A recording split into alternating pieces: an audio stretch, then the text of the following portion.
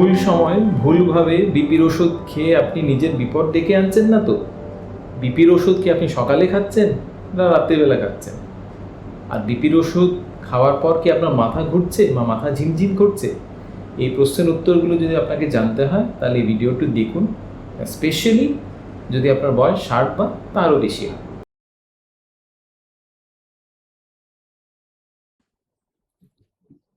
একজন কার্ডিওলজিস্ট হিসেবে আমি প্রতিনিয়তই আমার চেম্বারে পেশেন্ট দেখি যারা এসে জিজ্ঞেস করছেন, ডাক্তারবাবু আমার তো বিপি কন্ট্রোল হচ্ছে না, কিন্তু তবু যখন আমি বসা থেকে উঠতে যাই আমার মাথা ঘোরে।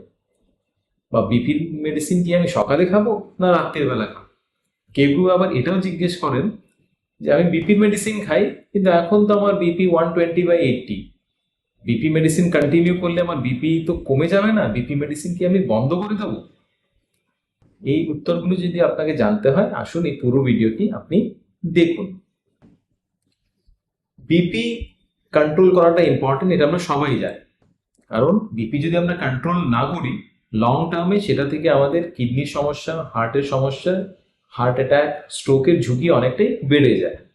কিন্তু তার সঙ্গে বিপি যদি আমাদের স্পেশালি ফল হয়, বিশেষ করে যারা সিনিয়র সিটিজেন আছে, যারা প্রবীণ ব্যক্তি আছে, যাদের বয়স 60 বা তারও বেশি, ওদের ক্ষেত্রে কি হয়, ওদের ব্লাড প্রেশার স্পেশালি যখন বসা থেকে উঠতে যান ব্লাড প্রেশারটা একটু ফল হয়, যেটাকে আমরা বলি পোস্চুরাল হাইপোটেনশন। সেটা থেকে মাথা ঘুরে কিন্তু বিভিন্ন বিপদ হতে পারে। তো তার জন্য বিপি কন্ট্রোল করাটা যেমন একদিকে ইম্পর্টেন্ট লং টার্মে কমপ্লিকেশন এড়ানোর জন্য, তেমনই শর্ট টার্মে এক্সেসিভ বিপি যেন না কমে, আর সেটা বিপি কমে মাথা যেন না ঘুরে সেটাও কন্ট্রোল করাটা ইম্পর্টেন্ট। তো তার জন্য এই দুটোর ব্যালেন্স রাখাটা ইম্পর্টেন্ট। লং টার্ম ঝুঁকি আর শর্ট টার্ম ঝুঁকি, এই দুটোর ব্যালেন্সটা খুব ইম্পর্টেন্ট বিপির ক্ষেত্রে। তো তার জন্য বিপির ট্রিটমেন্ট নিজে নিজে করবেন না, বিপির ট্রিটমেন্ট সবসময় ডাক্তারবাবুর পরামর্শ নিন, তারপরেই সেটা ট্রিটমেন্ট করুন। কারণ নিজে থেকে যদি আপনি বিপি মেডিসিন ছেড়ে দিচ্ছেন বা উল্টো পাল্টা করছেন তাহলে সেটা থেকে কিন্তু মারাত্মক বিপদ আপনার হতে পারে। তো সব থেকে আমরা আগে জানি যে সায়েন্স কি বলে। যখনই আমরা সকালে ঘুম থেকে উঠি আমাদের ব্লাড প্রেশার একটু বেশি থাকে, সেটাকে বলি আমরা মর্নিং সার্জ। আর রাত্রির বেলা যখন আমরা ঘুমোতে যাই বা ঘুমের পর আমাদের ব্লাড প্রেশারটা একটু ডিপ হয়, মানে একটু কমে যায়, 10-20% ডিক্রিজ হয় রাত্রির বেলা আমাদের ব্লাড প্রেশার। সেটাকেই বলা হয় নকটার্নাল ডেথ। আগে মনে করা হতো যে রাত্রির বেলা ওষুধ খেলে সেটা হার্টকে বেশি প্রোটেকশন দেয়, কিন্তু রিসেন্টলি অনেক বড় বড় স্টাডি বা রিসার্চে দেখা গেছে, স্পেশালি টাইম ট্রায়াল বা বেডমেড ট্রায়াল বলে দুটো বড় গবেষণা হয়েছিল, সেটাতে দেখা গেছে আপনি সকালে বিপির মেডিসিন খাচ্ছেন না সন্ধ্যায় বিপি মেডিসিন খাচ্ছেন সেটা কিন্তু ততটুকু ম্যাটার করে। যেটা ম্যাটার করে সেটা হচ্ছে আপনি কনসিস্টেন্টলি ওষুধ খাচ্ছেন কিনা। আপনি একই টাইমে ওষুধ খান কিন্তু কনসিস্টেন্টলি আপনাকে ওষুধ খেতে হবে, সেটা সকাল হতে পারে বা সেটা সন্ধ্যা হতে পারে। তো তার জন্য টাইমিং হচ্ছে সব থেকে ইম্পর্টেন্ট, কনসিস্টেন্সিটা হচ্ছে সব থেকে ইম্পর্টেন্ট। তো ডিবেট এটা না যে আপনি সকালে খাবেন না রাত্রেবেলা খাবেন, ডিবেট হচ্ছে আপনি কনসিস্টেন্টলি খাবেন কিনা। আপনি বিপি মেডিসিন কনসিস্টেন্টলি খান, একই টাইমে খান, সেটা নিজে থেকেই কখনো সকাল কখনো সন্ধ্যাবেলা কখনো দুপুরবেলা ওরকম করবেন না, কারণ ওরকম করলে সেটা আপনার প্রবলেম ডেকে আনতে পারে। আমরা যেটা এখন যে আলোচনা করব সেটা কয়েকটা মিথ সম্পর্কে। তার মধ্যে মিথ নাম্বার 1 হচ্ছে অনেকেই আমরা ভাবি কি আমাদের বিপি তো এখন কন্ট্রোল হয়ে গেছে, এখন ওষুধ খাওয়ার দরকার নেই। সেটা সব থেকে ভুল ধারণা। কারণ আমরা যদি বিপি মেডিসিন ছেড়ে দিচ্ছি আমাদের ব্লাড প্রেশার হুট করে শুট আপ করে সেটা থেকে আমাদের স্ট্রোক, হার্ট অ্যাটাক হতে পারে। আর আমাদের যে বিপি কন্ট্রোল আছে সেটা ব্লাড প্রেশারের ওষুধ খাওয়ার জন্যই কন্ট্রোল আছে। তো নিজে থেকে কখনোই ওষুধ বন্ধ করবেন। আর সেকেন্ড হচ্ছে টাইমিং, টাইমিংটাও খুব ইম্পর্টেন্ট। একদিন সকালে খেলাম, একদিন দুপুরে খেলাম, একদিন রাতের বেলা খেলাম, ওরকম করলে চলবে না। আপনাকে কনসিস্টেন্টলি টাইম টেবিল মেনটেন করতে হবে। আর কোনো কোনো মেডিসিনের ক্ষেত্রে, বেশিরভাগ বিপি মেডিসিনের ক্ষেত্রে যেটা আমি অলরেডি আলোচনা করলাম, আপনি সকালে খাচ্ছেন না বিকেলে খাচ্ছেন সেটা ম্যাটার করে না, কিন্তু কোনো কোনো মেডিসিনের ক্ষেত্রে সেটা ম্যাটার করে। কি সেই মেডিসিন? স্পেশালি সেটা হচ্ছে ওয়াটার পিল বা ডায়রেটিক টাইপের মেডিসিন, যেমন অনেকেই আমরা পেশেন্টদের ফ্লুসেমাইড বা হাইড্রোক্লোরোথায়াজাইড বা ক্লোরথেলিডন টাইপের মেডিসিন দিই, যেগুলো আমাদের ইউরিনেশন বাড়িয়ে দেয়। তো সেই ওয়াটার পিল মেডিসিনগুলো যদি আপনি সন্ধ্যাবেলা নিচ্ছেন, তাহলে আপনার কিন্তু রাত্রিবেলা ইউরিনের বেগ বেশি পাবে।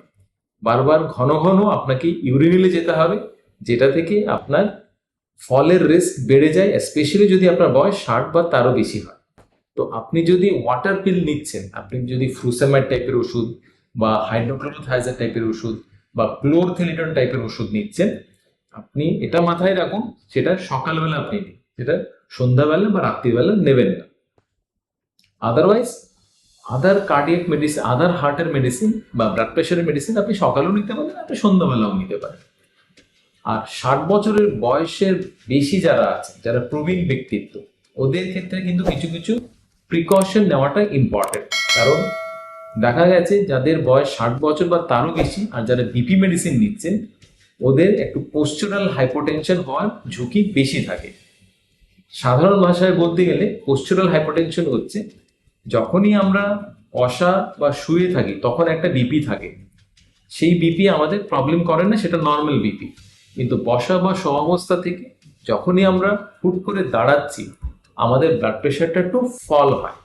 আর সেই ফলটা যখন 20 পয়েন্ট বা তারও বেশি হয়, তখনই কিন্তু আমাদের কিছু কিছু সিমটম দেখা দেয়।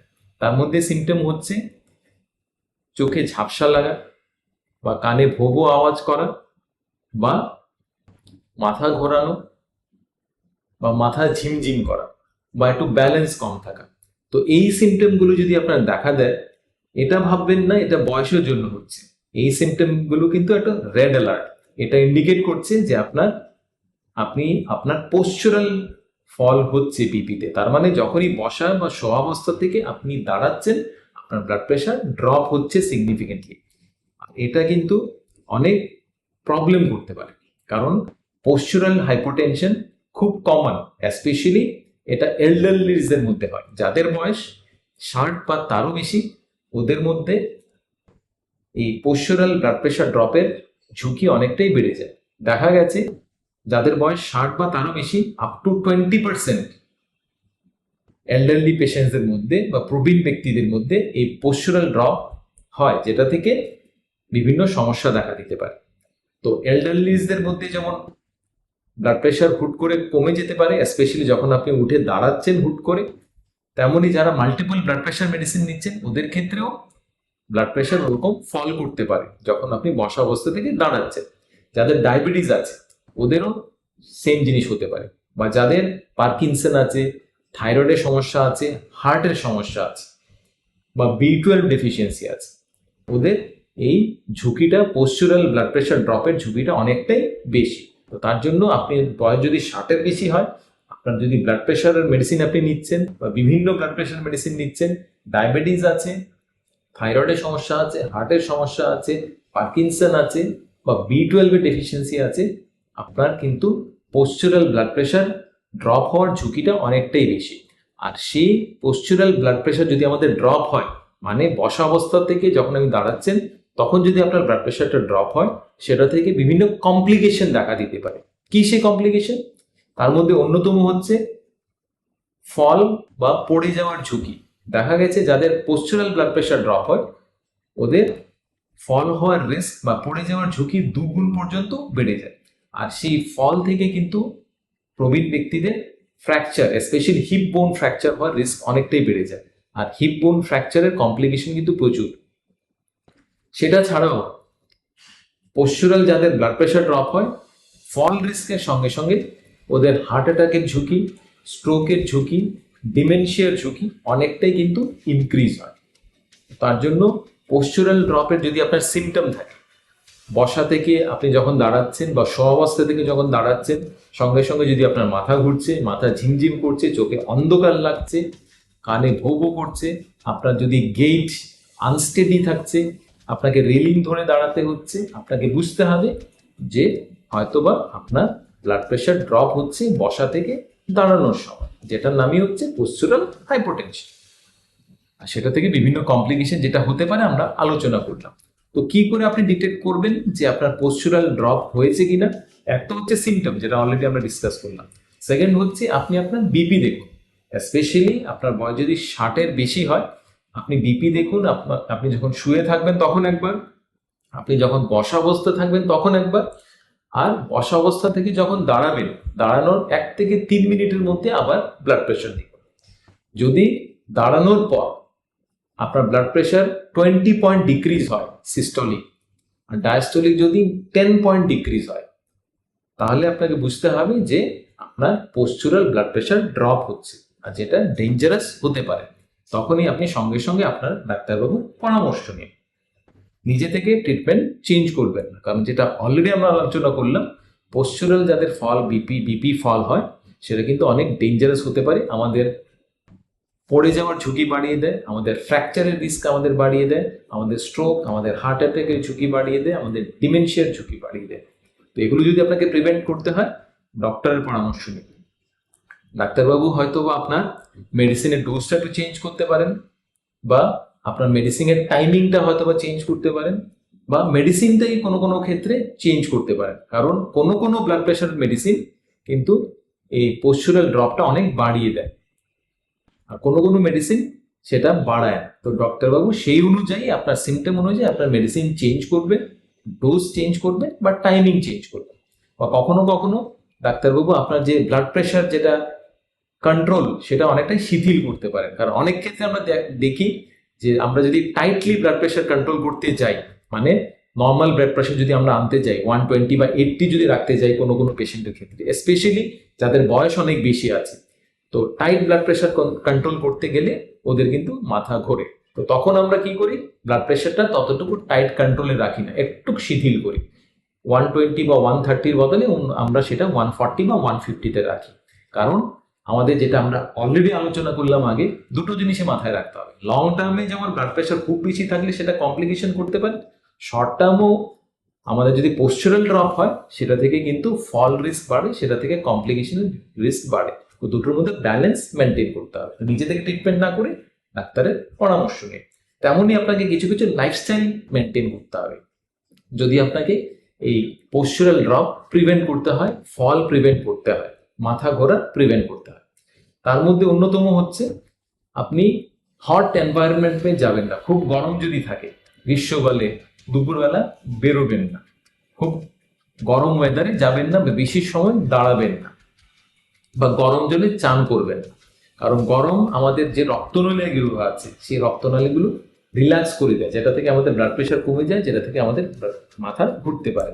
তো গরমের দিনে খুব গরম আবহাওয়ায় যাবেন না, বেশিক্ষণ একসময় দাঁড়াবেন না, বা জলটা আপনি বেশি ব্যবহার করুন, স্পেশালি সামার টাইমে। সেকেন্ড, যারা অ্যালকোহল নিচ্ছেন, অ্যালকোহল নেওয়া থেকে অ্যাভয়েড করুন, কারণ অ্যালকোহল আমাদের ব্লাড ভেসেল রিল্যাক্স করে, আমাদের ইউরিনের পরিমাণ বাড়িয়ে দেয়, সেটা থেকে আমাদের ওরকম মাথা ঘুরতে পারে। থার্ড, আপনার খাবার দাবার যেটা ফ্রিকুয়েন্টলি আপনি হেভি একসঙ্গে বেশি করে খাবেন না, স্পেশালি হাই কার্বোহাইড্রেট মিল নেবেন না। আমরা সাধারণত কি করি, একসঙ্গে বেশি পরিমাণে ভাত খাই বা রুটি খাই, হাই কার্বোহাইড্রেট মিল নিই। হাই কার্বোহাইড্রেট এক্সেসিভ যদি আমরা মিল নিই, খাওয়ার পর কিন্তু আমাদের ব্লাড প্রেশারটা ফল হয়, সেটা থেকে আমাদের মাথা ঘুরতে পারে, স্পেশালি বসা বা শোয়া অবস্থা থেকে যখন আপনি দাঁড়াচ্ছেন। তো বেশি পরিমাণে খাবার, স্পেশালি হাই কার্বোহাইড্রেট ফুড আপনি অ্যাভয়েড করুন, স্মল অ্যামাউন্ট খাবার দাবার খাবেন। আর যখনই আপনি বেশিক্ষণ যখন কোনো জায়গায় শুয়ে আছেন বা বসে আছেন, তারপর যখন যদি আপনাকে দাঁড়াতে হয়, হুট করে দাঁড়াবেন। কারণ হুট করে যদি দাঁড়াচ্ছেন, তাহলে কিন্তু আপনার ব্লাড প্রেশারটা ফল হয়ে আপনার মাথা ঘুরবে, যেটা থেকে আপনি পড়েও যেতে পারেন। তার জন্য অবস্থায় কিছুক্ষণ আপনি একটু হাত ওরকম একটু মাসেলগুলো একটু কন্ট্রাক্ট করতে পারেন, পায়ের মাসেলগুলো ওরকম হাতের মতো ওরকম কন্ট্রাক্ট করতে পারেন। তারপর মিনিট খানেক আপনি বসলেন, বিছানায় পাটা নিচে করে আপনি বসলেন, পায়ের অ্যাঙ্কেলগুলো আপনি একটু ওরকম কন্ট্রাক্ট উপর নিচে করতে পারেন, দুটো পায়ে উপর নিচে করতে পারেন, যেন আপনার পায়ের মাসেলগুলো সংকুচিত হয়, যেটা থেকে আপনার ব্লাড প্রেশার বাড়বে। আর তারপর 1 মিনিট ওরকম বসার পর আপনি ধীরে ধীরে দাঁড়াতে পারেন। ওরকম করলে আপনার যে ফল হওয়ার টেন্ডেন্সি, আপনার মাথা ঘোরার যেটা টেন্ডেন্সি, সেটা অনেকটাই কমে যাবে। কারণ বয়স্কদের ক্ষেত্রে এই ফল বা পড়ে যাওয়ার যেটা রিস্ক সেটা কিন্তু অনেকটাই বেড়ে যায়, স্পেশালি যাদের ব্লাড প্রেশার মেডিসিন নিচ্ছেন, যাদের বিভিন্ন অন্যান্য কমপ্লিকেশন আছে, সুগার আছে, থাইরয়েড আছে, হার্টের সমস্যা আছে, পার্কিনসন আছে, বা B12 ডেফিসিয়েন্সি আছে। তো তার জন্য এদের ক্ষেত্রে এই প্রিকশন গুলো নেওয়াটা কিন্তু খুব ইম্পর্টেন্ট। তো আজ আমরা এই ভিডিওতে আলোচনা করলাম যে আপনি কখন ওষুধ খাবেন সেটা ততটুকু ইম্পর্টেন্ট। সব থেকে বেশি ইম্পর্টেন্ট হচ্ছে আপনি কনসিস্টেন্টলি একই টাইমে ওষুধ খান। আপনি যদি সকালে ওষুধ খাচ্ছেন সকালে খান, আপনি যদি বিকেলে ওষুধ খাচ্ছেন বিকেলে খান। এটা ডিপেন্ড করছে আপনার কনভিনিয়েন্ট টাইম কখন আপনি ভুলে যাবেন না। তো সেই টাইমে আপনি ওষুধ খান, প্রতিদিন একই টাইমে ওষুধ খান। একদিন সকালে খাবেন না, একদিন বিকেলে খাবেন না, একদিন সন্ধ্যাবেলা খাবেন। সেকেন্ড, আপনি যদি ওয়াটার পিল বা ডায়নোটিক ব্যবহার করছেন সেটা সকালবেলা আপনি ব্যবহার করুন। আর থার্ড, আপনি সবসময় ওষুধ খান, ডক্টরের পরামর্শ ছাড়া ওষুধ বন্ধ করবেন না। এটা ভাববেন না যে ওষুধ আমি খাচ্ছি, ব্লাড প্রেশারটা এখন নর্মাল আছে, আমাকে ওষুধ তো ডিসকন্টিনিউ করলেও চলবে না। আপনি ওষুধ খাচ্ছেন বলেই আপনার ব্লাড প্রেশার নর্মাল আছে। এখন যদি আপনি ওষুধ ছেড়ে দিচ্ছেন, হুট করে আপনার ব্লাড প্রেশার বাড়বে, সেটা থেকে আপনার স্ট্রোকের রিস্ক বা হার্ট অ্যাটাকের রিস্ক অনেকটাই বেড়ে যাবে। আর ফোর্থ, যেটা সব থেকে ইম্পর্টেন্ট, সেটা হচ্ছে বয়স্কদের ক্ষেত্রে আপনার বয়স যদি 60 বা তারও বেশি হয়, আপনার পড়ে যাওয়ার রিস্ক কিন্তু অনেকটা বেড়ে যায়, ফলের রিস্ক বেড়ে যায়। কারণ আপনার পোস্টারাল হাইপোটেনশন, মানে বসা থেকে যখন আপনি দাঁড়াতে যান আপনার ব্লাড প্রেশার ড্রপ হয়, সেটা থেকে আপনার ফল রিস্ক বাড়ে, সেটা থেকে আপনার ফ্র্যাকচার রিস্ক বাড়ে, heart attack, stroke, dementia risk বাড়ে। তো তার জন্য আপনাকে দেখতে হবে যে আপনার ব্লাড প্রেশার কত আছে যখন আপনি বসে আছেন, আপনি শুয়ে আছেন, এবং তার সঙ্গে আপনি যখন উঠে দাঁড়াচ্ছেন, দাঁড়ানোর 1 থেকে 3 মিনিটের মধ্যে আপনাকে দেখতে হবে আপনার ব্লাড প্রেশার কত আছে। যদি ব্লাড প্রেশার 20 পয়েন্টের বেশি ডিক্রিজ হয় সিস্টোলিকটা, আর ডায়াস্টোলিক যদি 10 পয়েন্টের বেশি ডিক্রিজ হয়, তাহলে এটা আপনাকে মনে রাখতে হবে যে আপনার ফল রিস্ক অনেক বেশি। আপনি ডাক্তারের সঙ্গে পরামর্শ নিন, মেডিসিনের টাইমিং ডোজ অ্যাডজাস্ট করুন ডাক্তারের পরামর্শে, কিছু কিছু লাইফস্টাইল মডিফিকেশন করুন, যেটা আমরা অলরেডি আলোচনা করলাম। আপনার যদি এই ভিডিও ভালো লেগে থাকে তাহলে আপনি এই ভিডিওটি আপনার পরিবারের কারোর সঙ্গে শেয়ার করুন, স্পেশালি যাদের বয়স 60-এর বেশি, যাদের ফল রিস্ক অনেক বেশি, হয়তোবা ভিডিওটি ওদের সাহায্য করতে পারে। আর আপনার যদি এই ভিডিও ভালো লেগে থাকে তাহলে আমাদের এই ভিডিও ফলো করুন, যেটাতে আমরা ডিসকাস করেছি কোন কোন খাবার দাবার ন্যাচারালি আপনার ব্লাড প্রেশার ডিক্রিজ করতে পারে। আমি ডাক্তার অরুণ, আপনার সঙ্গে থাকুন, সুস্থ থাকুন, ভালো থাকুন।